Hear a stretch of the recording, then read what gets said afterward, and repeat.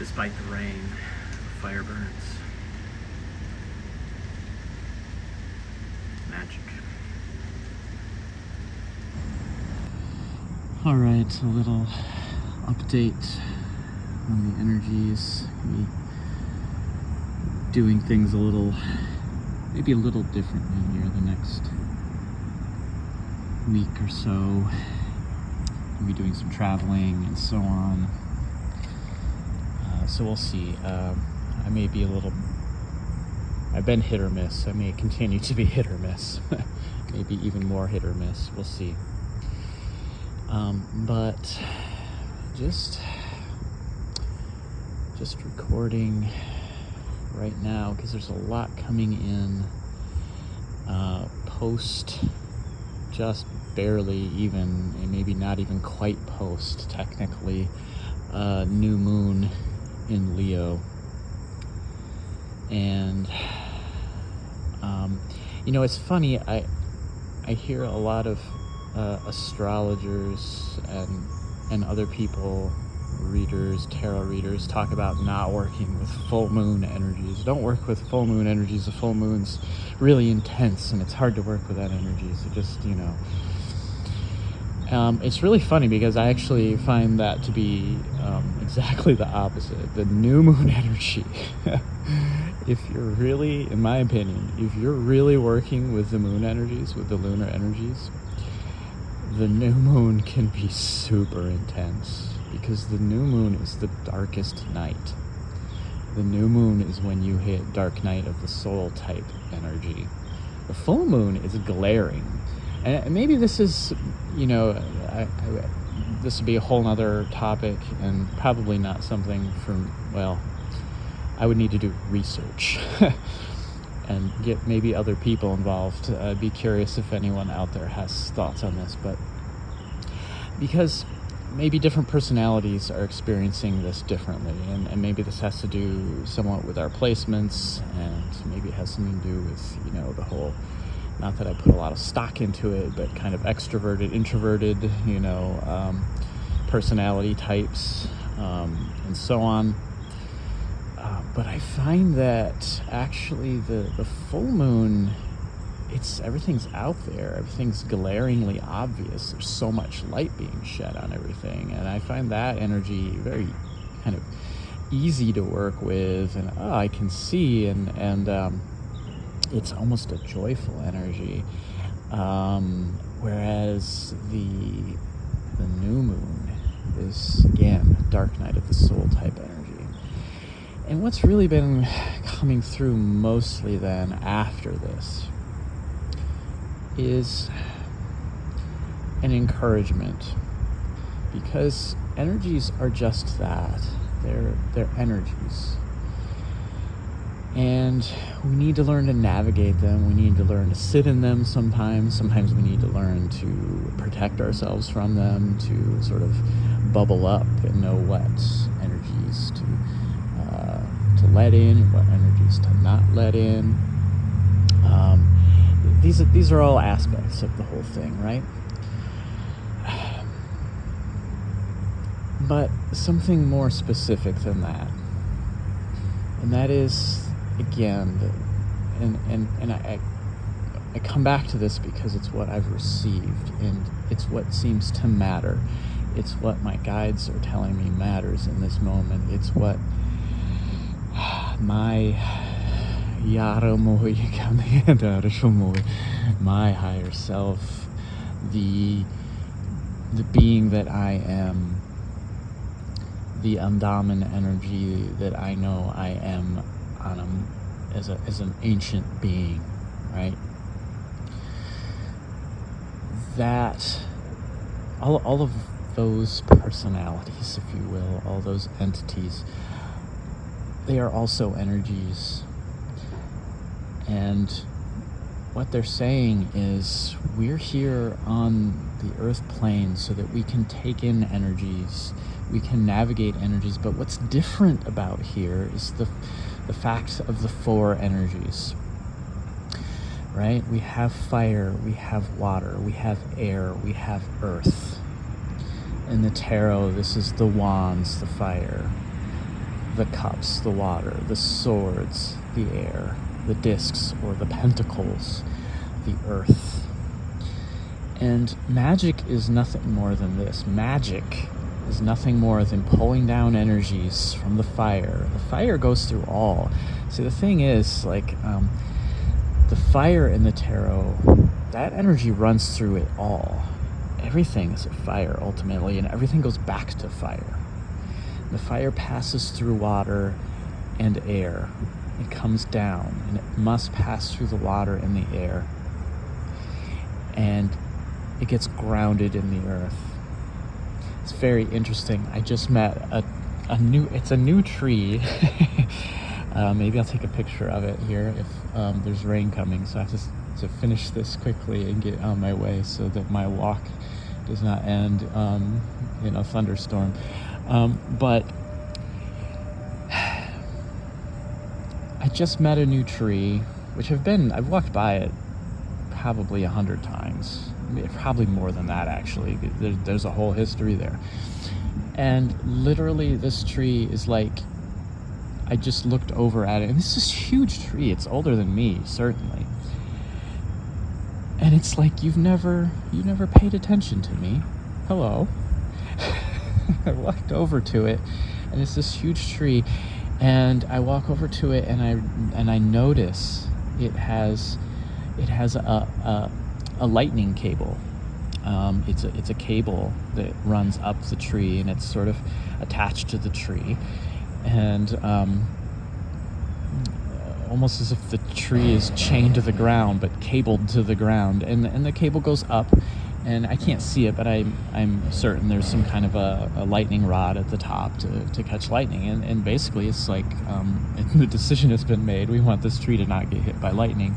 If it does get hit by lightning, this helps the lightning sort of bypass the tree, go down the cable and down into the ground. Well, in some very specific ways, this is what we are. One thing I've received: human beings are trees. We are trees. And one aspect of the fire energy is lightning. And it's very aspected with the air energy. It's also very aspected with the water energy, because water tends to come with it, right? Rain, storms. And when that lightning strikes, it's got to go somewhere. And what we are is we are beings that are able to ground energy into place. The energy is pre-matter. We know this from science. Matter is energy crystallized. Matter is nothing more than energy pulled into a more physicalized, more condensed form.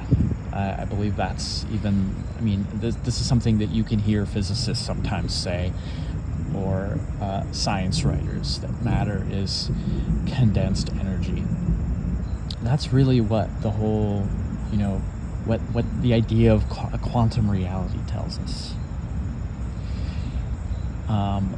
And in the energy vacuum, in the quantum vacuum, things are always popping in and popping out, and only some of those things stay and get grounded in, and then they condense into stars. First they condense into clouds of matter, and then to stars. And we know that stars allow for planets to form around them, and we know that planets can allow for life to come forth upon them. And this is the reality that we live in. And human beings are particularly, because of how we've evolved on this planet, and there are many other energies coming in that have made this happen, have allowed this to happen, that are part of the recipe. But we have something very specific here that allows us to condense things down, to pull energies in and make them into structures, into the matter of things, and to ground those things into place. And so when those of us who are sensitive, we're empaths, we're psychic, we're just again, very sensitive souls, what have you. We go through these times like a time of a new moon tends to be for me. And different new moons are different. For me, this new moon was intense. It's leading up to it has been intense, and it's overlapping with the Lionsgate portal, which is Sirius becoming visible over the horizon around the time of August 8th every year. There's a period of time around that, and it's roughly equivalent to Leo season, which is around July 22nd to August 22nd. This is a very energetic time. This is the galactic new year. There are so many energies coming in.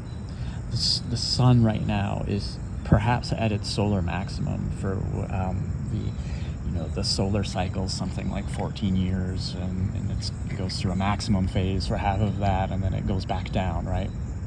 We're very possibly at the maximum right now. There's so much energy coming in, and it can be overwhelming.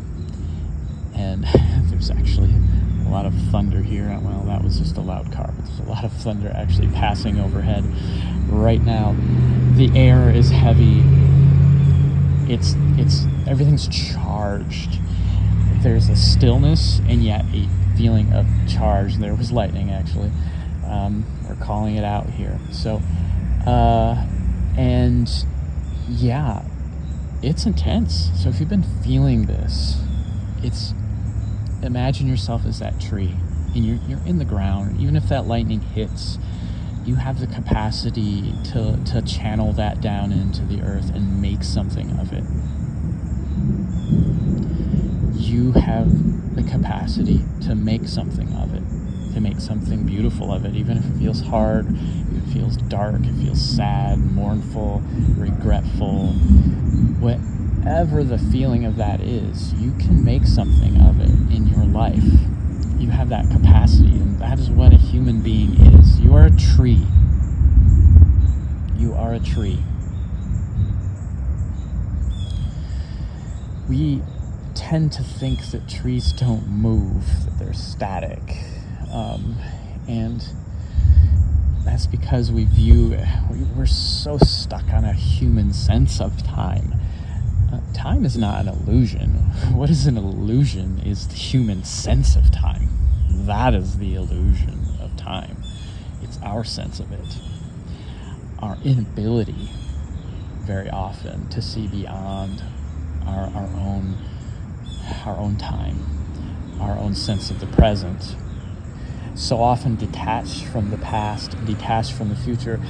And it's not wrong. I've been getting a lot of messages in of being in the present, living in the present, and that's true. But to really be in the present, you do need a sense of the past and a sense of the future for human beings. If we're only in the present, that's what leads to situations where, well, in the present, it looks really profitable for me to cut down this entire, clear cut this entire, Amazon rainforest, because I can use all that lumber, and that seems good to me. Present. Too much present without enough past and future. It's not good. It's not good. There's balance here. And this is what following the lunar cycles is all about. It's having that sense of past, present, future. A wholeness. Everything comes in threes. Past, present, future, time. Here's the thing. All threes have a 4. All threes have a 4. And this is what I'll leave it with as the rain is coming and I need to walk. All threes have a 4. That is a principle. It's an esoteric principle that runs through everything. I've been talking a lot about Mother Maiden Crone, and yet the overall principle is the feminine. That's the 4. Mother Maiden Crone 1, 2, 3, but the 4 is the feminine, right? It's a higher overarching thing that encapsulates it. And there is always another level. This is the spiral upward. There's always another level. For instance, masculine, feminine, neuter. There's a higher level to that as well. I'm hearing just existence, being, being itself. So look, past, present, future, and the 4 is time itself. And when you realize that, then you see time as one thing. When you see time as one thing, you can travel throughout time. You can go into your past, your personal past, and in a sense relive it, pull things out of it that you need, reinterpret things that happened. This is much that is healing in terms of the human psyche has to do with that. And you know, all the things people say, you know, how to do this, I think are very true. You know, write in a journal, write poetry, write songs, what have you. There's a lot of different modes for doing this healing work. So I invite you to engage in that as you feel it, to let the energies pass through. Let those energies become something in your life. Don't just sit in them. Let them become something. Do something with them. Notice what you do when you're in certain energies. What do you do when you are mournful, when you're sad, when you're regretful, and so on. And just see what happens.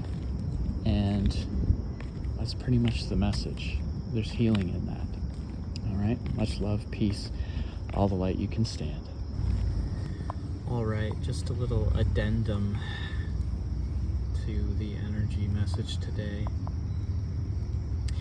And it's interesting, I'm being drawn to talk about the news from not so far north, what that means. The north is the Wands energy. I also live in the north, but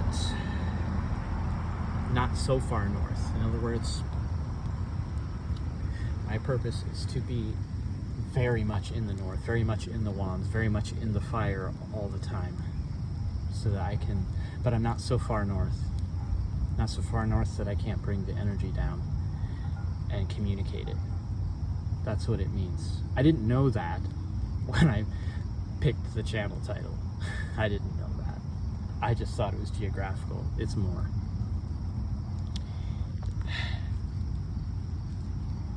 And all that is to then talk about, again, working with energy.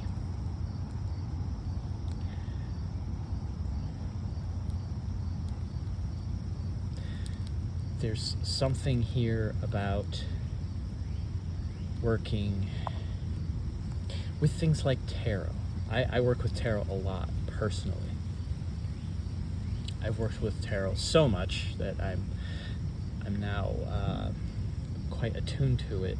Just spirits had me on like a crash course. I've been on a big crash course for a lot of things over the past year, but that's a whole nother video. We have to be careful working with energies, because energies are potentially just energies. The Wands energy it's fire. It's I mean, look at this. It's fire.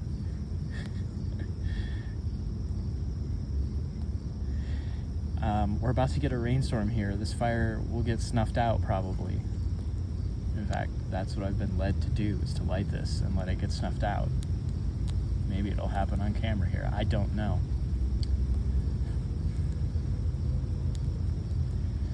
The fire's not something you can pin down. You can't pinch. I can't pinch that fire right now. I mean, I could, but like it's somewhat untouchable in that form. When we work with the tarot, all of it is fire. All of it is combustible. All of it is kind of temporary. It's the current energies, and it's what you're bringing to it right now in the present.